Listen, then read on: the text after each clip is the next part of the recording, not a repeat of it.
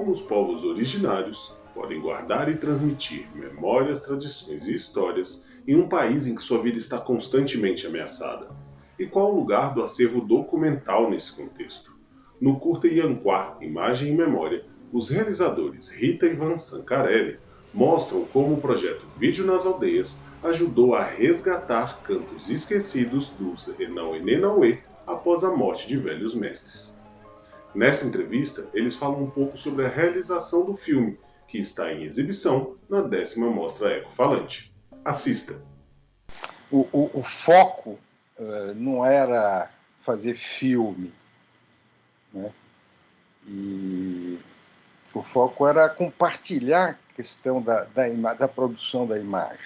E depois, 15 anos depois, a gente ainda filmou de novo esse ritual aí para o tombamento, para o registro no livro das celebrações do patrimônio imaterial brasileiro, e depois virou patrimônio mundial, né, pela Unesco, né? Então, mais uma vez, eles puxavam a gente e falavam, isso aqui é importante, nós vamos contar para vocês. Então, a relação não é uma relação, é uma relação compartilhada. Os jovens mestres de cerimônia, com a partida prematura dos velhos, eles começaram a sonhar com esse arquivo. Então, esse acervo, né, passou a ter um significado importante para eles. Então, de certa forma, a devolução está embutida dentro da proposta mesmo. E muitas vezes o final, o filme, não é o propósito. Eu acho que o trabalho do Vansan foi muito isso, né? Fazer uma coisa realmente em parceria e colocar essa câmera à disposição ali, né, das comunidades por onde ele passou, e tem um entendimento muito claro dos índios desses instrumentos, né? Para completar, né, enfim, teve esse apoio do Itaú Cultural, que foi fundamental para fazer essa digitalização e essa devolução aí. E como se vê ali no filme, tem também o manejo das câmeras, né? Então, para além desse arquivo, dos computadores e tal, para acessar esse arquivo, tem ali uma oficina de câmera com 2 professores indígenas, né? E que o desejo é que siga e eles continuem filmando da forma como eles desejarem. Então, acho que tem uma passagem de bastão bonita aí nesse trabalho. E o importante é entender que a devolução é o princípio motor do Vídeo nas Aldeias. A devolução, o feedback deles, que é sempre o tema dos nossos filmes. Esse resgate já era algo que vocês imaginavam que ia acontecer, por exemplo, das canções perdidas ou das pessoas que já não estavam mais ali, ou isso foi surgindo com essa força conforme os filmes foram sendo mostrados, se desvelando? Quando eu estava ainda em São Paulo, eles visitaram o arquivo, né, e vieram atrás das imagens do ritual das mulheres, que é esse que aparece um pouco no filme, né? E eu falei, caramba, gente, tá legal, mas eu não sei se eu vou achar essa fita agora. Falei, deixa que a gente procura. E soltamos eles lá no arquivo. Dali 10 minutos, eles chegaram com as 3 fitas. Achamos as fitas. Eu falei, como é que vocês acharam? Esse acervo. Aqui tem imagens de 62 povos, né? E mais cedo ou mais tarde, quer dizer, a nossa grande batalha é conseguir digitalizar esse acervo, né? Colocar numa nuvem, que eles pudessem acessar, enfim, tudo isso vai ser possível daqui a alguns anos. Eu gostaria de entregar esse acervo para uma instituição indígena. E aí a gente vê que país é esse em que os índios não têm uma instituição apoiada pelo Estado brasileiro esse saque permanente e cíclico e que avança, né? E parece que não tem fim. Até a conquista do último metro quadrado desse país, né? Nós vamos estar sempre requestionando até as terras dos índios, né? Quanto mais um direito a uma instituição subsidiada pelo Estado brasileiro. Afinal de contas, eles são povos originários desse país. Então, a gente se vê num deserto, né? Tem o Museu do Índio, mas o Museu do Índio não é dos índios, né? Na Nova Zelândia, por exemplo, áreas que os índios declaram... Não, aquela serra é sagrada, é a morada dos espíritos. Acabou. Isso aí, embaixo do decreto, ninguém tasca nessa montanha. Situação de arquivo no Brasil, né, quer dizer, não existe, certo? Um pouco essa responsabilidade de resguardar essa privacidade deles e criar condições para que eles manejem os seus acervos, né? E uma coisa que os índios se chateiam muito é falar, tudo que é dos índios tem que ser do domínio público. Porque só as coisas dos índios que é domínio público.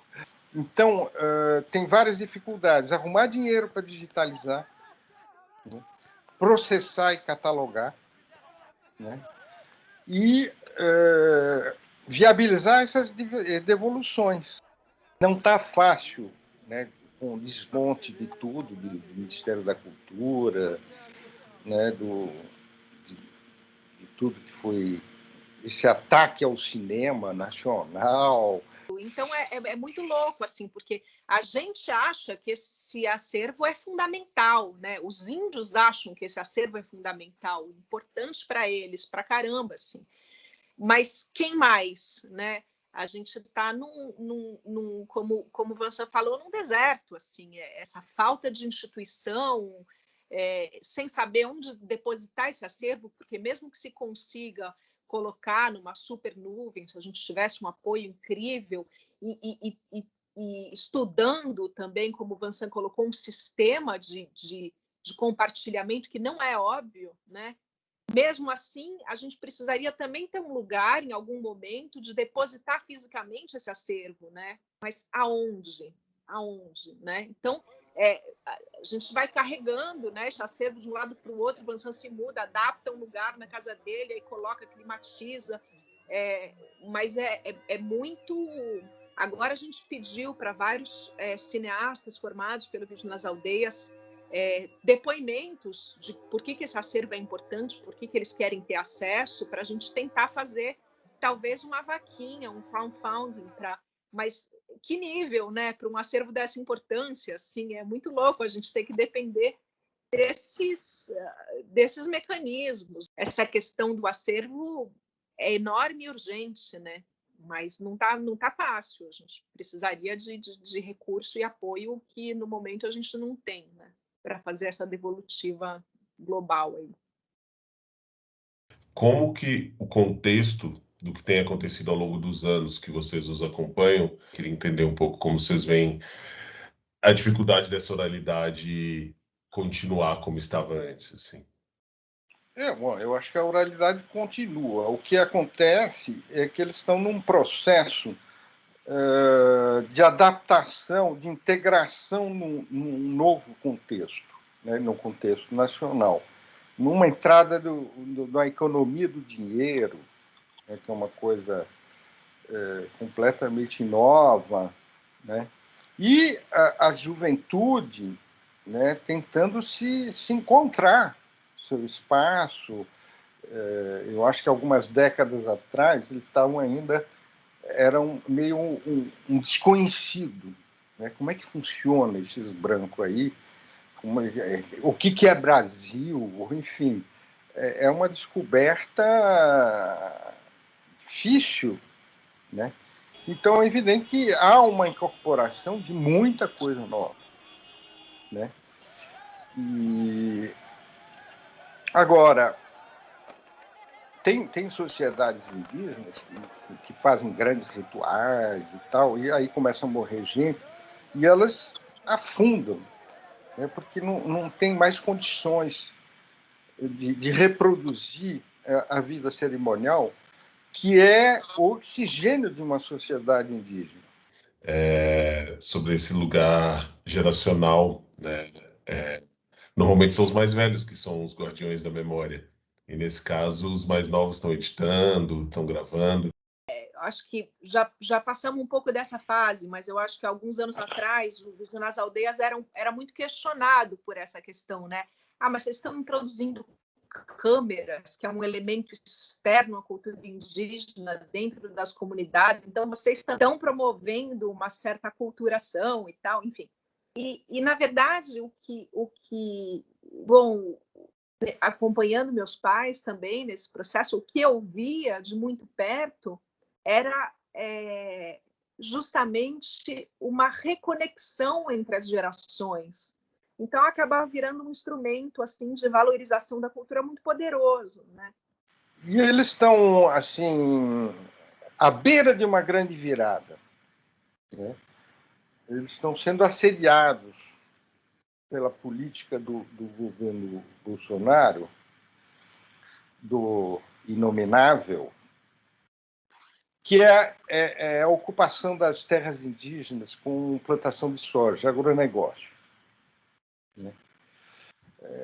A sorte é que eles têm uma autoestima muito grande, né? E eles têm a certeza que eles sempre vão enrolar o branco e não o branco que vai enrolar eles. Então, eles sabem que eles vão ter que entrar em algum esquema para ser integrados. Eles estão numa semi-abandono pelo Estado e meio tratados como marginais, enfim.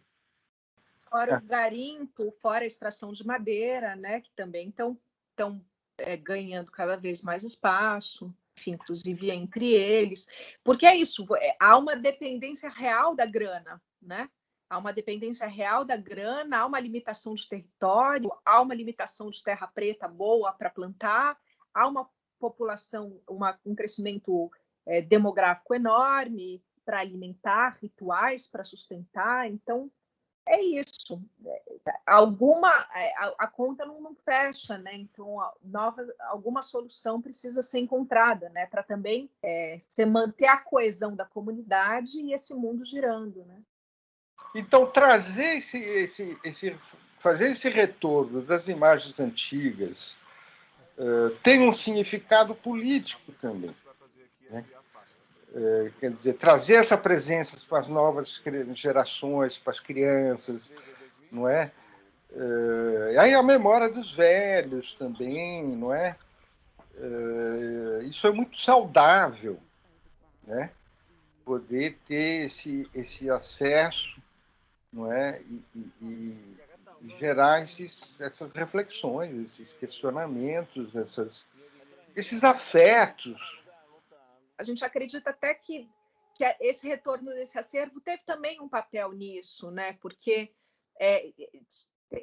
sustentar esse ritual do Ianquá é uma coisa muito complexa, né? Vocês chegaram a ter contato com o material que eles seguiram produzindo depois que vocês saíram do filme? Em 3 semanas de oficina, eles fizeram 3 filmes. Eles são muito rápidos, eles são muito inteligentes, é uma coisa impressionante. Não só eles filmaram, eles editaram, eles legendaram, eles colocaram os créditos. E em 3 semanas, eles fizeram 3 pequenos filmes. Então, essa questão das filmagens, que seja por celular, por câmera, ou o que for, não é? Já está integrado na sua comunicação aí com o mundo externo e principalmente com a rede de amigos e colaboradores, né, que todo o povo indígena constrói. E essa questão da rede social, do celular e da rede social, né, eu acho que hoje em dia todos os índios do país já se apropriaram. É uma quebra de isolamento, né? E o web ativismo né? Por exemplo, um dos casos extremos, como é o Guarani Kaiowá, que sofre um genocídio, né? Tem um papel fundamental. Eu recebo aqui, às vezes, ao vivo, você entende? As imagens dos capanga atirando na aldeia, entende?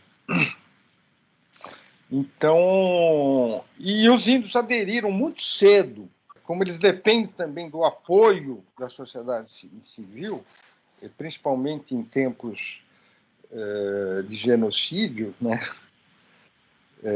Essas redes são fundamentais, né? E hoje em dia eu encontro índios que, um pouco esperado do Vídeo nas Aldeias, tal, estão fazendo filme e tal, editando, inclusive. Eu perguntei para um Guajajara, eu falei, mas teve oficina na tua aldeia, onde você aprendeu a editar? Ah, achei um tutorial no YouTube. Certo?